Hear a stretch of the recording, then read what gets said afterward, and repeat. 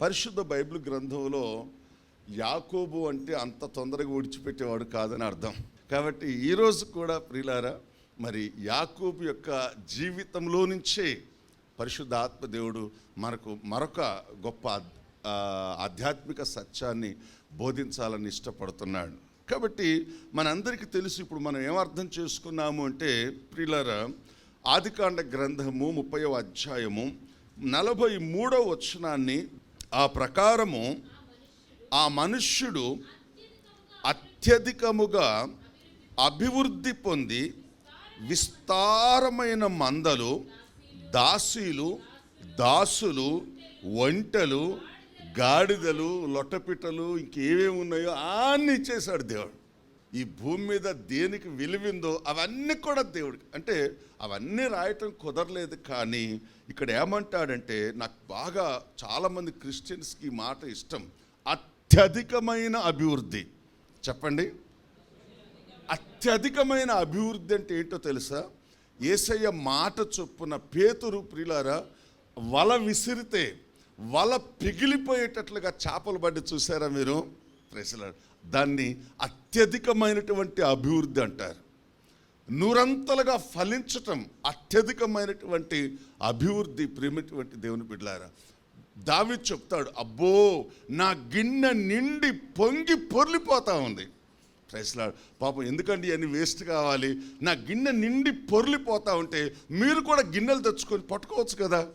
దేవుడు తన పిల్లలకు ఇవ్వాలనుకున్నటువంటి ఆశీర్వాదం ఇది. దేవుడు తన పిల్లలకు ఇవ్వాలనుకున్న దీవెనలు ఇది. దేవుడు తన పిల్లలను తనకిష్టమైన ఉన్నతమైన స్థితిలో ఉంచుకోవాలని దేవుని ఒక అద్భుతమైనటువంటి ప్రణాళిక.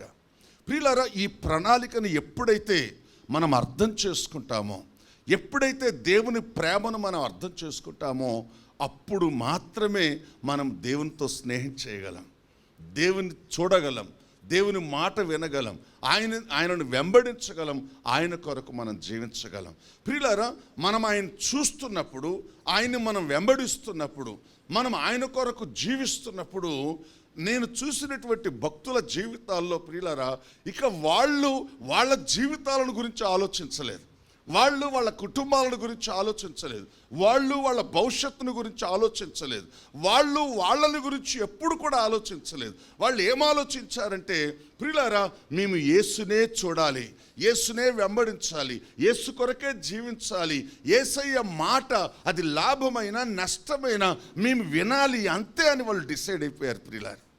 కానీ ఈరోజు డిఫరెంట్ ఏంటంటే, నేటి కాలపు ఆధునిక క్రైస్తవులు ఏం చేస్తున్నారంటే, పలుమార్లు తమను చూసుకుంటున్నారు, తమ కుటుంబాన్ని చూసుకుంటున్నారు, తమ యొక్క ఆర్థిక స్థితిగతులను చూసుకుంటున్నారు, తమకేముందో లేదో చూసుకుంటున్నారు. ప్రియులారా, ఇలాగ దేవుణ్ణి చూస్తున్నారు, తమను చూసుకుంటున్నారు.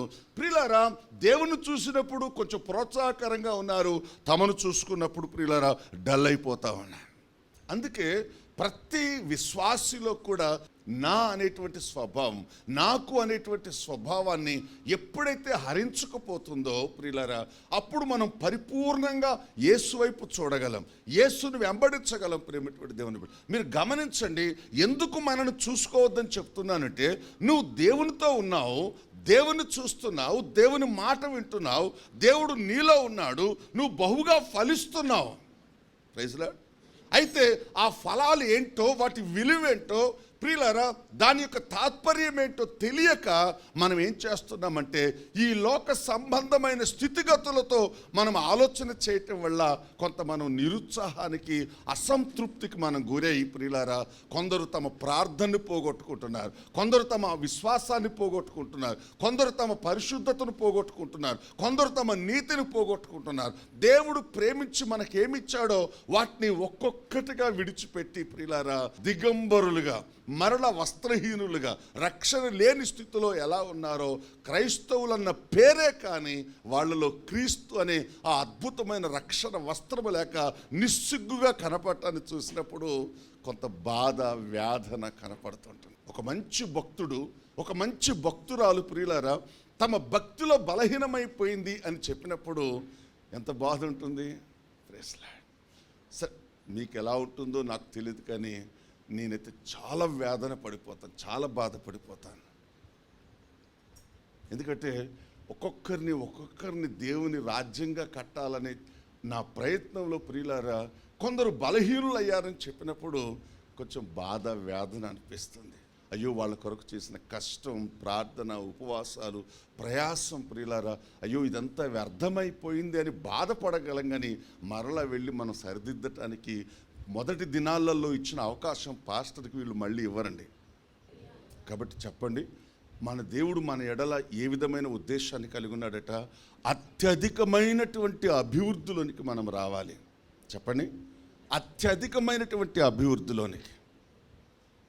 కాబట్టి ఈ అత్యధికమైనటువంటి అభివృద్ధి ఇప్పుడు మనం ఎవరిని గురించి కొంతకాలంగా ధ్యానం చేస్తున్నామంటే యాకోబుని గురించి మనం ధ్యానం చేస్తున్నాం.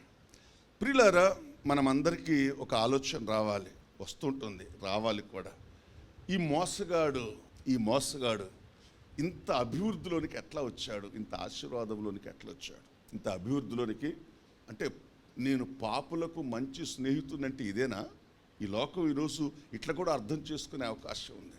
దైవికమైన జ్ఞానం లోపించినప్పుడు ఇక మనం కూడా పాపం చేయొచ్చా? యాకోబులాగా మోసం చేయొచ్చా? మరి యాకోబు మోసం చేసినా బాగానే దీవించాడు కదా, ఆశ్రయించాడు కదా. అయినా మన దేవుడు క్షమించే దేవుడు కదా.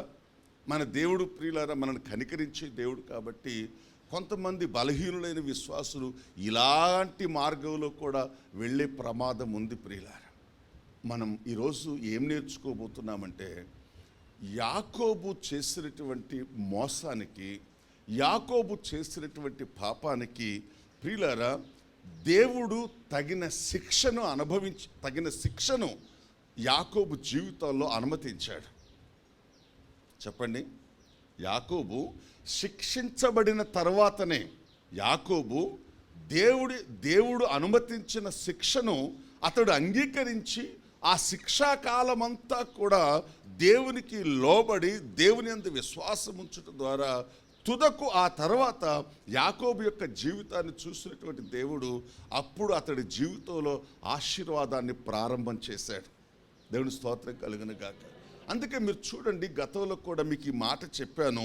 ఆదికాండ గ్రంథము ప్రియమైనటువంటి దేవుని బిడ్డలారా 29వ అధ్యాయము 25వ వచనాన్ని మనం చూసినట్లయితే, ఉదయమందు ఆమెను లేయా అని ఎరిగి అతడు లాబానుతో, నీవు నాకు చేసిన పని ఏమిటి?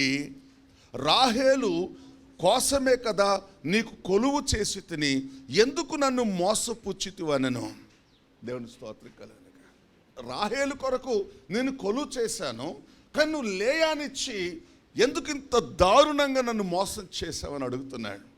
అంటే ప్రియులారా, ఇప్పుడు దేవుడు యాకోబుకి ఏం చెప్పాలనుకున్నాడు, ఏం తెలియచేయాలనుకున్నాడు అంటే, ఒక వ్యక్తి మోసం చేస్తే మోసపోయినటువంటి వాళ్ళ పరిస్థితి ఎలా ఉంటుందో యాకోబుకు తెలియాలనుకున్నాడు దేవుడు. ఇప్పుడు మనమైతే ఏం చేస్తాం, ఎవడైనా మోసం చేస్తే కనపడితే చంపలు కొడతాము, లేకపోతే కర్రతో కొడతాం, లేకపోతే నన్ను ఇలా మోసం చేశాడని ఓ పోలీస్ స్టేషన్లో కేసు పెడతాం. ప్రియులా, అయితే ఆ దెబ్బలు తింటారు. ఒకవేళ కేసు పెడితే జైలుకి వెళ్తారు, మళ్ళీ వస్తారు, మళ్ళీ మోసగాళ్ళు అవుతారు. కానీ దేవుడి యొక్క శిక్షా విధానం ఎలా ఉందో మనం పరిశీలించి చూసినట్లయితే, అసలు ఈ మోసం చేస్తే మోసపోయినటువంటి వాళ్ళ తాలూకు వాళ్ళ పరిస్థితి ఎలా ఉంటుందో యాకోబుకు తెలియాలనుకున్నాడు. ఇప్పుడు ఈ ప్రశ్న యాకోబు లాబాను తన మామైనటువంటి మామను ఈ ప్రశ్న అడుగుతున్నాడంటే, ఇప్పుడు 100% ఏశావును మోసగించినప్పుడు ఏశావు యొక్క స్థితి, రేయ్ నేను తప్పక చంపుతానని శపథం చేశాడు కదా ఏశావు. అలా ఏశావు తన సొంత తమ్మున్నే చంపటానికి ఒక శబ్దానికి దిగాడు అంటే, యాకోబు యొక్క మోసం ఏశావుని ఎంత గాయపరిచిందో, ఎంత అల్లకల్లోలం అతని హృదయంలో సృష్టించిందో ప్రియులారా ఇప్పుడు ఎవరికి అర్థమైంది అంటే, ప్రియులారా యాకోబుకి అర్థమైంది.